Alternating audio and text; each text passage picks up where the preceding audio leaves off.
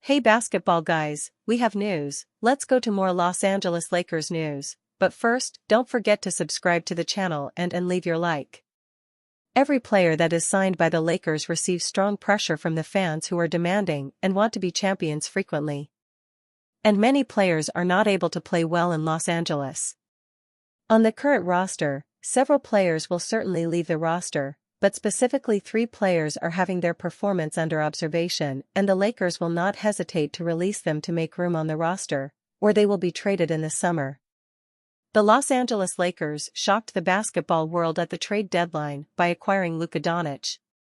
The 25-year-old star played 2 games for the Lakers before the All-Star break, and fans can't wait to see more of the Doncic-James duo for the rest of the season. The rest of the season will also be a pivotal time for some Lakers. This is a new-look Lakers team, and players need to figure out how to fit around Doncic and James to be a significant part of the rotation and remain on the team beyond this season. 3 players are on the hot seat and need to show improvement to stay with the Lakers.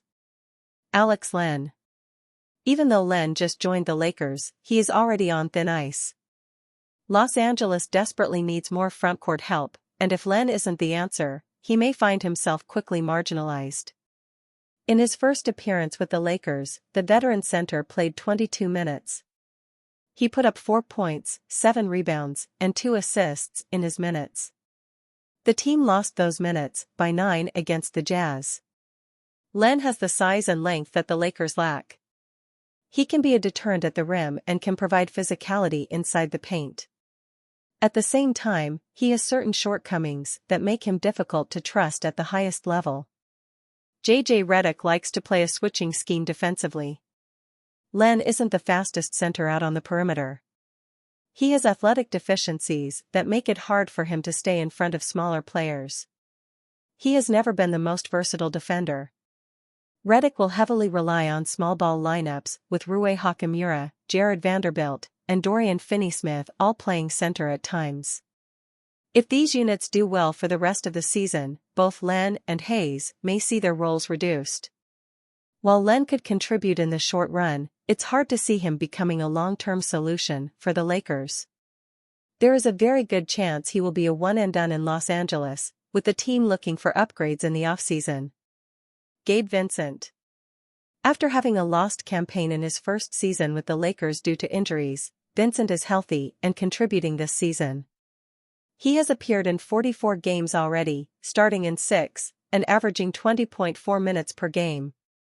At the same time, he is still nowhere near the level of player the Lakers thought they were getting when they signed Vincent to a 3-year, $33 million contract. In 55 games as a Laker, Vincent has only made 31.4% of his threes. Considering the fact that he never gets to the free throw line or has almost no inside-the-arc game, that is simply not good enough. For the season, Vincent has only 10 free throw attempts, demonstrating his lack of drive game and scoring threat. The 28-year-old guard is still one of the better defenders on the team. He can get over screens and guard multiple positions. He adds some defensive versatility and intensity to a team that desperately needs it. How limited he is offensively, however, will likely cap his minutes come the postseason. He either needs to start hitting more of his threes, or the Lakers will have to look for upgrades in the offseason. Jackson Hayes. After the Anthony Davis trade, Jackson Hayes has been pushed into a larger role with the team. He has started the last 7 games and has played over 20 minutes in each of those starts until the last game against the Jazz, in which he only played for 7 minutes. The fact that Hayes saw his minutes cut significantly in the first game Len suited up for the Lakers is not a good sign for his future. On paper, Hayes is a good fit to play next to Luka Doncic. He is a solid rim runner and lob threat. He can finish around the rim and has decent length. Yet, he is not the defensive force the Lakers need from that position.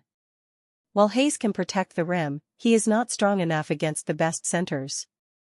He is also not a good enough defender to switch and survive on the perimeter. Considering that he is a one-dimensional finisher on the offensive end, there is simply not much Hayes brings to the table. Hayes is on an expiring contract and is playing for his job in the final 2 months of the season. If he can't make a consistent impact in his minutes, the Lakers will surely look to replace him in the offseason. At 40 years old, LeBron James continues to thrive in the NBA. When you look at his numbers, it's hard to believe that LeBron James is 40 years old. This season, he's averaging 24.3 points, 9.0 assists, and 7.7 rebounds. James has been in the NBA long enough to inspire some of the best players in the game today.